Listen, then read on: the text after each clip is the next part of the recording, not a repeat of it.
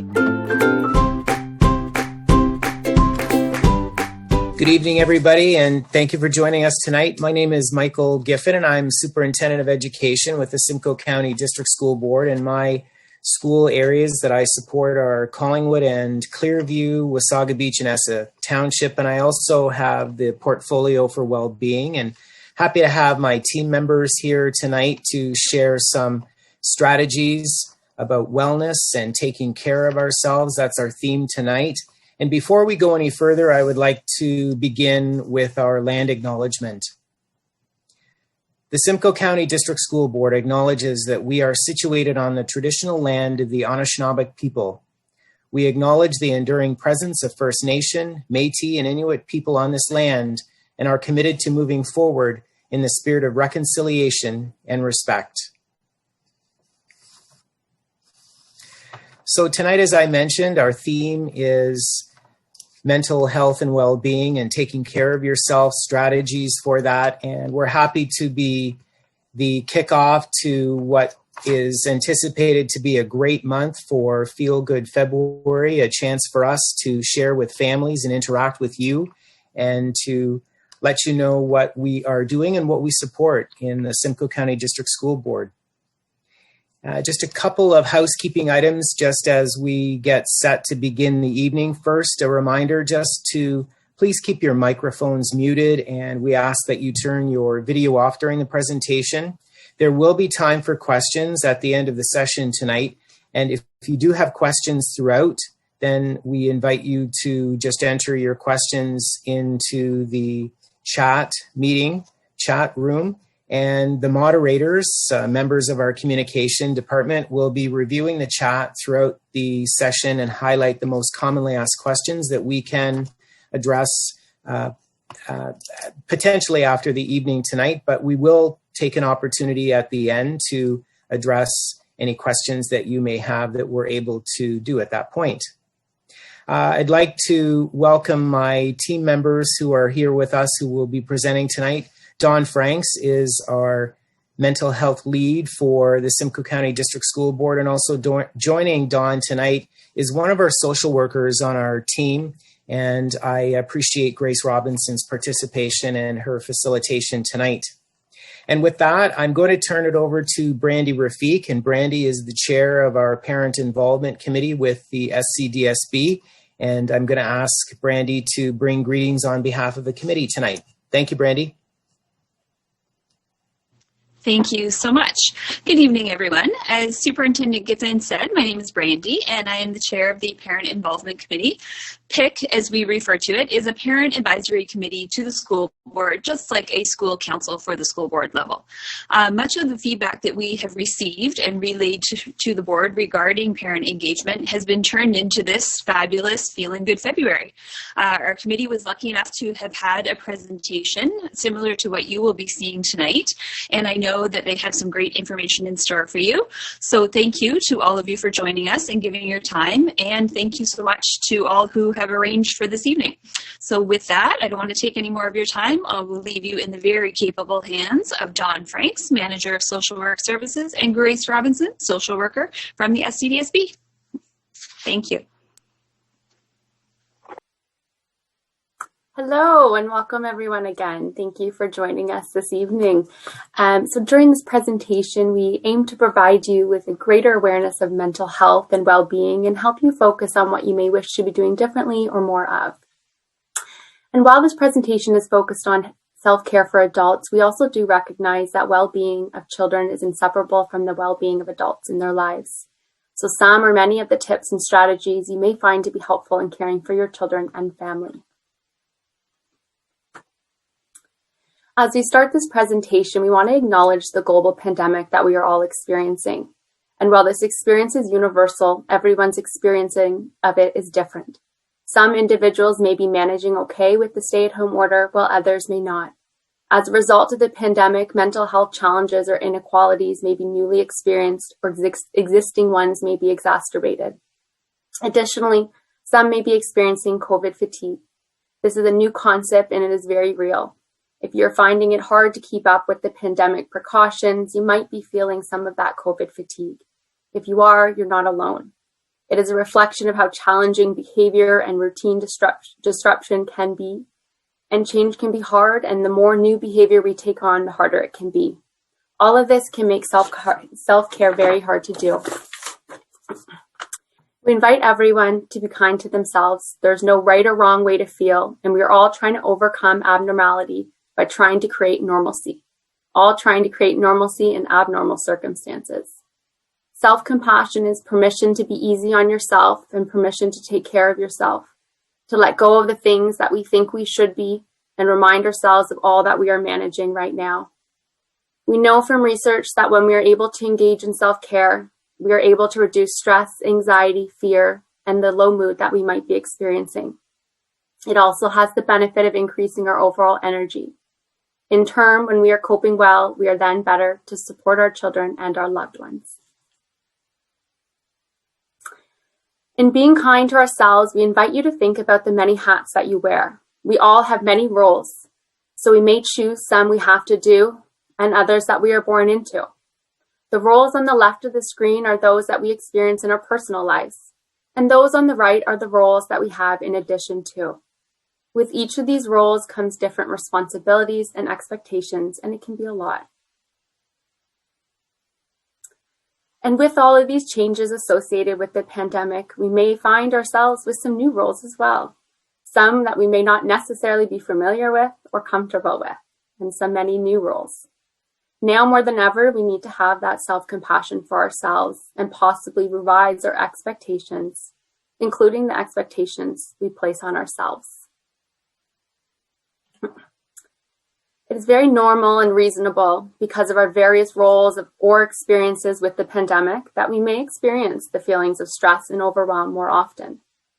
On the slide here, you can see the mental health continuum.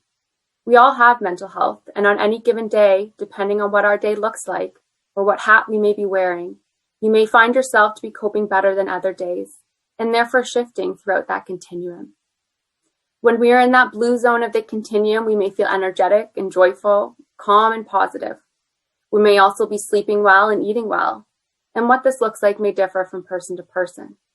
We may be engaging in our normal day-to-day routines, such as work or school, as well as any extracurricular activities, such as going for a walk, spending time with some family, or even enjoying a warm cup of tea. Sometimes when our mental health is challenged or stressed, we may experience a real intensity or emotional reaction, or we may just shut down and be overcome by a feeling of numbness or disconnect. Have you ever had something really small trigger a really big response? Maybe you spilled your coffee and you found yourself in tears. That's when we might be shifting into more of that orange zone of the continuum you can see here on the screen.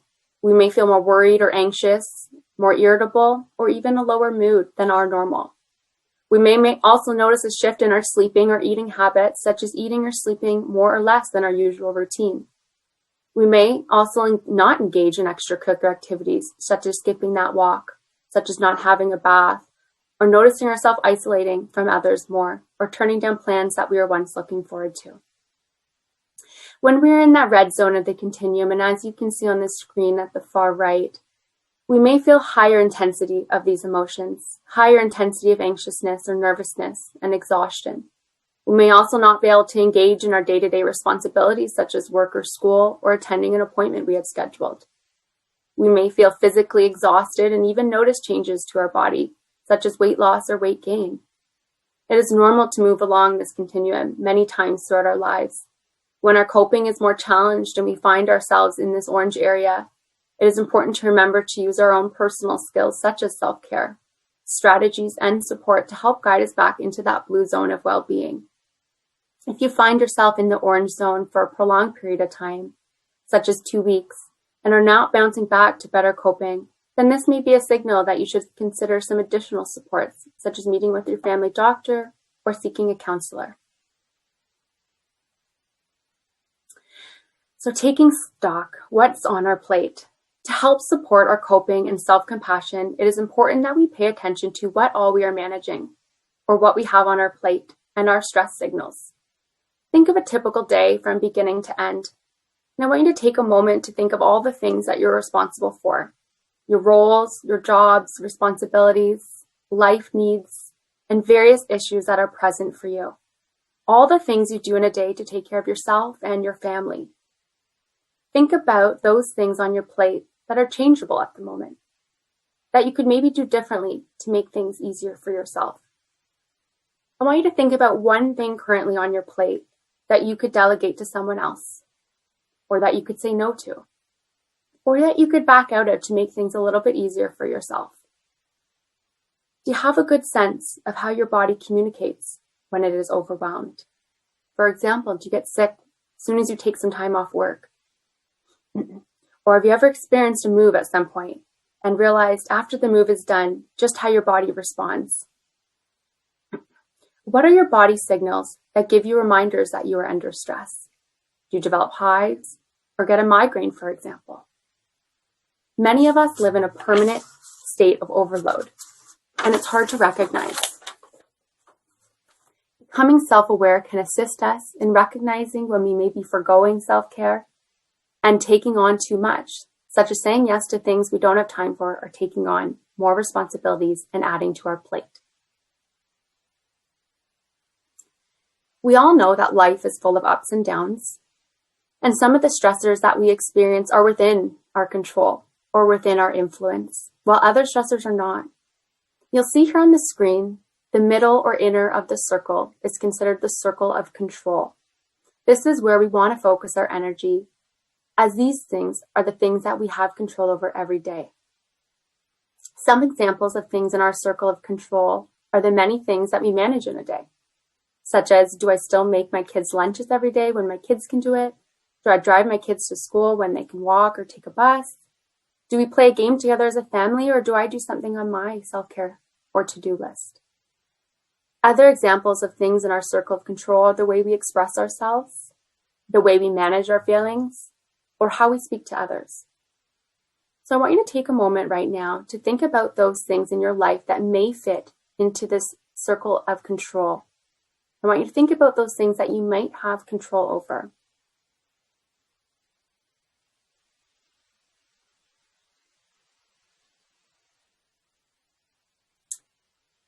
Now that you've had a second to reflect on that circle of control, I want to move to the next circle, and that's the circle of influence. And that is the yellow middle circle there you can see on the screen.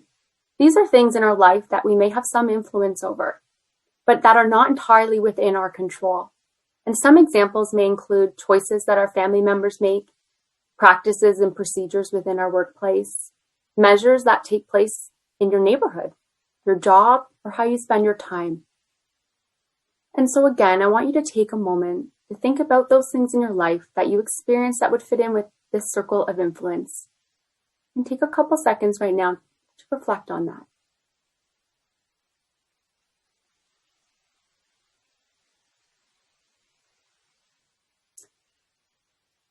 Lastly, the outer ring of this circle is called the circle of concern.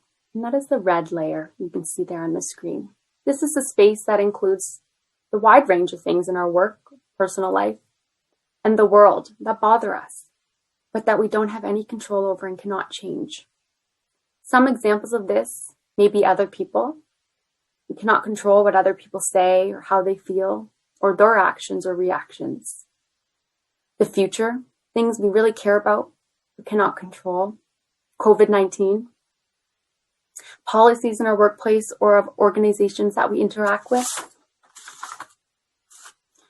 And again, I want you to take a moment here to think about those things in your life that you experience that are perhaps bothering you, but that you don't have any control over changing them. And I want you to take 5 or 10 seconds here to reflect on that.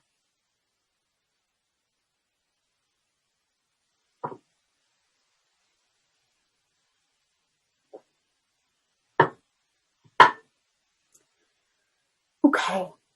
So when we think about your own coping and stress management, we would encourage you to dig where the ground is soft.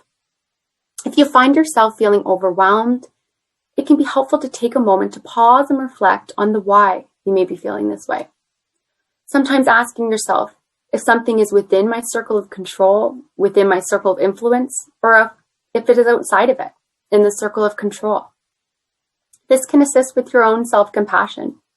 and can assist in giving yourself permission to let go of what is not within your control. Focus your energies on the things in your life that are within your control and within your circle of influence. It's not going to be helpful to spend time worrying about or investing a lot of energy in things that are within your circle of concern, which is, again, just that red outer layer there. Self-care is a piece that is within our circle of control, a place where we can spend some time and place some energy in. With the restrictions tied to COVID-19, sometimes self-care can often look differently lately with regards to what we have control over. For example, instead of going to the gym or going with a friend to work out, it may be doing walks around your neighborhood or doing a home workout. A lot of things that we were used to doing are not available to us anymore due to such. So take a moment to reflect on what are some of the things you used to enjoy doing, and can these things be tweaked to fit into the present day? Caring for the whole self. So recognizing that we are made up of all these parts, the physical, the cognitive, the emotional, and the social. And right at the core is ourself. In the center is ourself, or what others may believe as our spiritual self. And we know that if we can take even brief moments to care for ourselves and replenish these areas, then we can be better equipped to deal with life's challenges and try to maintain the positive well-being. Some examples of each of these areas is in the physical. So our need to move our body. Maybe that's a short walk at lunch, or maybe that's a stretch for 5 minutes in the morning and 5 minutes at night before bed. In the social, feeding our need to be in relationships with those we love and care for. Maybe that's creating a network for ourselves and making sure we talk to others, discussing how we feel and the challenges that we are currently experiencing can be very therapeutic in and of itself. It can be easy to develop a sense that we have to manage everything alone, but it can also be very lonely to do so and very isolating. Connection with others is a biological imperative. It's innate. And our bodies are wired to connect with others, and we need that reciprocal positive relationships to thrive. So maybe it's connecting with friends who fill up our cup, whether that nowadays is those social platforms such as FaceTime or Zoom, or maybe it's a phone call. And then the cognitive area, feeding our curiosity, our need to learn and think and grow. Maybe it's listening to a new podcast or reading something we've been interested in for a long time. And our emotional, cultivating self-awareness through our reflection. So maybe it's taking a moment to recognize what we're feeling. And sometimes we call this name it to tame it. We know that when we label our feelings, that intensity can decrease. And this can be done through journaling or meditations or mindfulness exercises. And lastly, our self, or the spirit, our need to acknowledge that there is something bigger than ourselves, even if that's just recognizing we're all a part of common humanity. This may vary depending on our own cultural and religious beliefs, but it may include meditations, some mindful moments in nature, or some gratitude exercises. Cultivating a habit of caring for yourself can pay big dividends in terms of positive mental health and well-being. Don't worry about getting all of these areas perfect. Just pick one thing you want to try and go from there. So thank you, Grace. And next we're going to share some self-care tips and strategies that might be helpful for you and your family. And as you think about self-care, don't focus on changing a lot of things or needing to do something big. Think about the circle of control and focus on one or two small things that you might be able to do differently or incorporate into your day. So the first strategy we're going to focus on is attention to screen time and media exposure. Many of us are taking careful precautions to avoid exposure to the COVID-19 virus. However, we don't often consider how we are repeatedly exposing ourselves to traumatic media content. This repeated exposure can have a negative impact on our well-being. Apps, video games, and social media sites are designed to grab and hold our attention. They play on the fear of missing out by sending us notifications and structuring their app to make the player want to be on all the time. We know that screen time and media exposure impacts our life. Perhaps now more than ever, we can be grateful for some of the positive effects of technology, as it's helping us to stay connected, to learn, and ironically, it's what's allowing us all to be here tonight and absorb some of this information. But how do we know when technology is becoming a problem? So some of the negative impacts of screen time and media exposure are not sleeping, feeling isolated, reduced focus and attention, being distracted, trouble managing our emotions, only wanting to do online activities, and irritability. If we recognize that media and technology is impacting our life in a negative way, the challenge then becomes, how do we balance the amount we are ingesting of social media and apps? There is no one right answer. It depends on you and your family, and we won't get the perfect balance every day. So some things to consider is setting a limit to the amount you look at the news or be on social media in a day. Just becoming aware of how much time you spend on a screen can be a good place to start. Avoid news outlets that focus on shock value. Avoid consuming media a few hours before sleep, as rest is necessary to reset yourself. Turn off notifications on games and social media so you're not constantly hearing your phone going off. Use your device to intentionally connect with others, making a phone call to have a conversation as a way to provide social engagement, as opposed to just text. Join online physical activity classes or enjoy active video games by yourself or with others. The next strategy is family routine. When schools closed as a response of the COVID-19 pandemic, most children, teens, and adults' routines were gone or significantly impacted. This made it very challenging for so many of us. As we continue to be in a fluid situation and beyond, it is helpful to reflect on your family's situation. It is important that routines have structure so that things can still be predictable. This can help us to feel safe and less anxious. In light of so many uncertainties that we face, where things in the world may feel uncomfortable, routine within our home is something that is within our control. It is important, though, that routines are not too rigid, that when there is upset that results when things do not get accomplished and we end up getting into power struggles. It's important that our routines have flexibility to allow for breaks or a change in plans that may be better to meet your needs or of those that you're caring for. Especially because we're spending so much time at home, it's also important to incorporate into your family routine physical and mental activities, downtime and responsibilities, independent time, and family time. We have all heard the phrase quality time versus quantity time. As we spend time within our households, it's helpful to recognize the difference between the two. Quality time of intentionally doing an activity together, being silly together, taking up a new interest together, or intentionally taking time to check in on how others in your home are feeling, helps to take care of each other and has added benefits over quantity of time spent with others. And for our children, they may need some extra attention or affection during these uncertain times and may want to talk about and need to talk about their concerns, fears, and questions.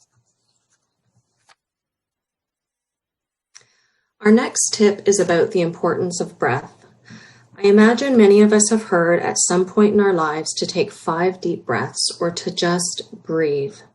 When we're able to get good deep breaths into our lungs and long exhales, we're able to help slow our heart rate and blood pressure.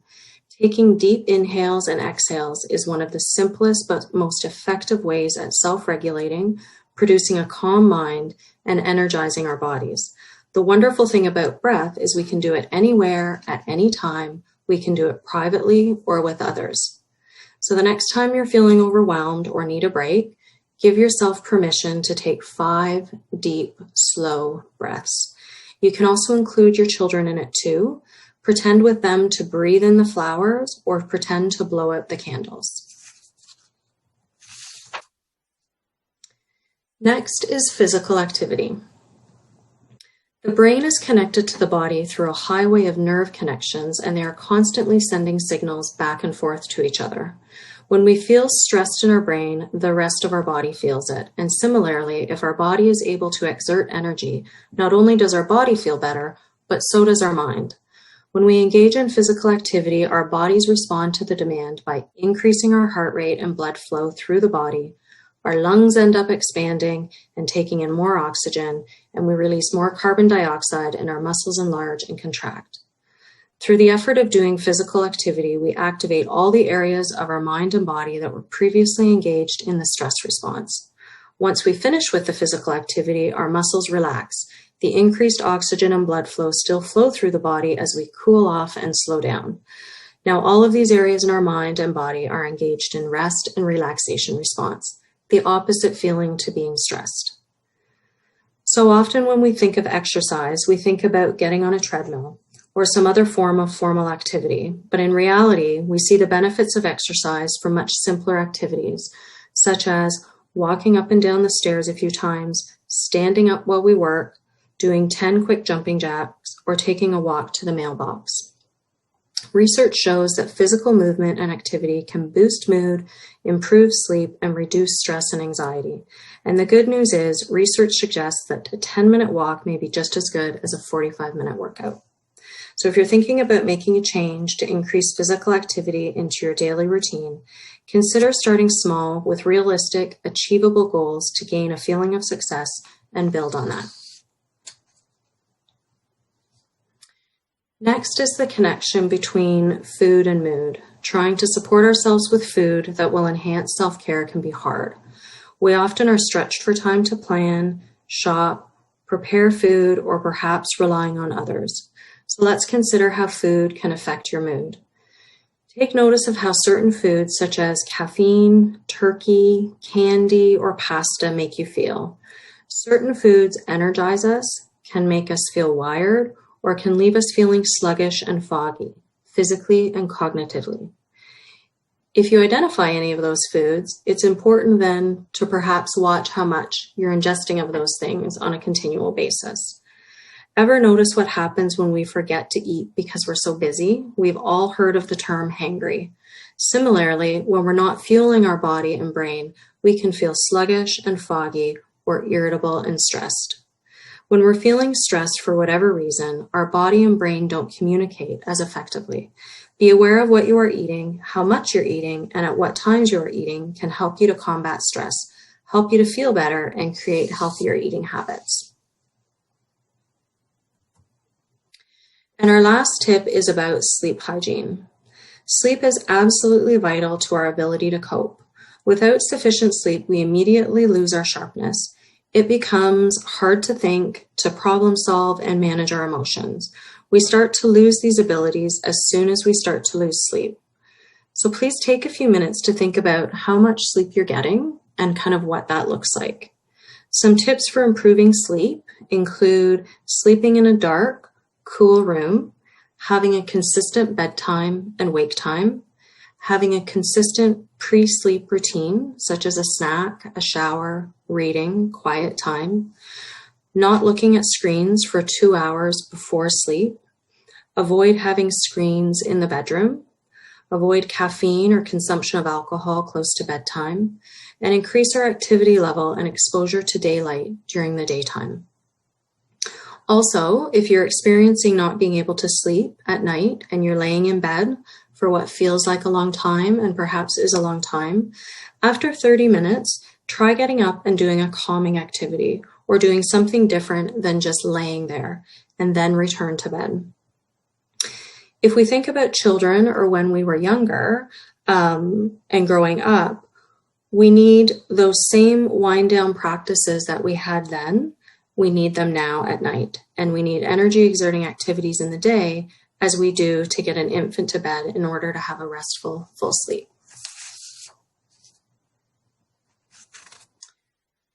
So we wanted to share with you, just in closing, and point you in the direction of some of our resources. Many resources are posted already on our public website under mental health, and we'll be continuing to add more throughout the rest of the school year. So on there, you'll find breathing and sleep app suggestions. You'll find resources for parents, such as self-care tip sheets. There's also a new Bounce Back program, which is a partnership with Canadian Mental Health Association, I believe, and it is a free cognitive behavioral therapy program that offers guided mental health self-help supports for adults and youth 15 ages and older. It can also be used in partnership with counseling that's happening at the same time. There's also help-seeking resources that you'll find on there, such as helplines. Also, you'll find lots of resources to support your child's mental health and your understanding of children's mental health and well-being in terms of helping to support them. Also, we are offering Selfreg for parenting. Our child and youth workers from the board are offering some sessions on that. This is in alignment with remaining calm and developing self-care strategies. Dr. Stuart Shanker has created a framework called Selfreg. It focuses on helping people to recognize their stressors and learn to manage them in a healthy way. Some parenting courses create extra stress because we feel like maybe we're not doing the whole parenting thing very well. But this video and conversation series helps parents become more self-regulated, allowing them to be stronger co-regulators for their children and teens. So you've been your child's co-regulator for years, but there are ways we can bolster and help your ability to do this. So I encourage you to check that out. It's currently being offered on Thursdays between February 11th and April 15th. There's 2 times being offered, 10 to 11:30 and 7 to 8:30 in the evening. So 10 to 11:30 in the morning, 7 to 8:30 in the evening.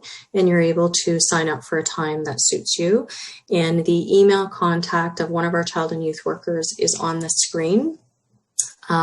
As well as we'll make sure that this information is on our public website for you to be able to access.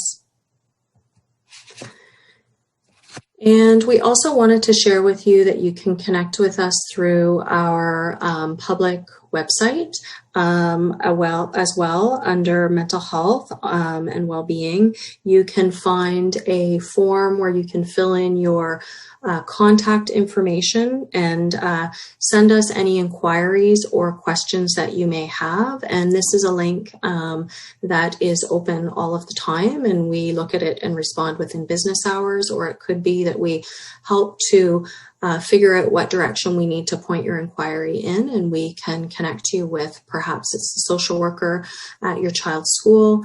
It might be somebody else in our mental health and well-being department, or it might be somebody else at the school that it makes sense to connect with, and certainly we'll answer any of your questions. And lastly, I just wanted to share with you and kind of highlight our next sessions that are happening in Feelin Good February. We have our Digital Citizenship and Internet Safety for Parents and Guardians next week, SCDSB Family Yoga Night, and SCDSB Family Music Night. So we really hope that we will see you at that and that you will participate. And so now I'm going to, I guess, ask within our communications department if there's any questions or inquiries that you wanted for us to respond to. Thank you, Dawn, and thank you too, Grace. That was wonderful. And I know I took away a couple of tips and ideas and things to think about for my own self-care as well. We actually don't have any questions from any of the participants.